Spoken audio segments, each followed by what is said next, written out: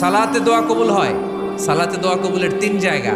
একটা হচ্ছে তাকবীরে তাহরিমার পরে আমরা সানা পড়ি না, আমরা তো একটা পড়ি। আল্লাহর হাবিব সুন্নাহ এবং নফল নামাজে আরো পড়তেন সানা, ওই দোয়া কবুল হয়। 2 নম্বর জায়গা সালাতে সেজদায় পড়ে দোয়া করলে কবুল হয়। আকরাবু মা ইয়াকুনুল আবদু মির রাব্বিহি ওয়া হুয়া সাজিদ ফাকসিরু ফিহি দুআ। বান্দা যখন সেজদায় লুটিয়ে পড়ে, বান্দা আল্লাহর সবচেয়ে কাছে চলে যায়।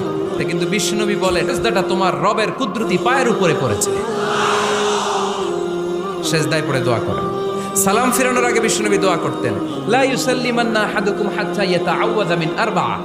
আল্লাহর হাবিব বললেন, 4 জিনিস থেকে পানাহানা আছে, আমার কোন উম্মত যেন সালাম না ফিরায়। তারা যেন পড়ে, আল্লাহুম্মা ইন্নী আউযু বিকা মিন আযাবিল কবর, আউযু বিকা মিন আযাবি জাহান্নাম, আউযু বিকা মিন ফিতনাতিল মাহইয়া ওয়াল মামাত, আউযু বিকা মিন ফিতনাতিল মাসিহিদ দাজ্জাল। আল্লাহ কবরের আযাব থেকে বাঁচাও, আল্লাহ জাহান্নামের আগুন থেকে বাঁচাও, আল্লাহ জীবন মরণ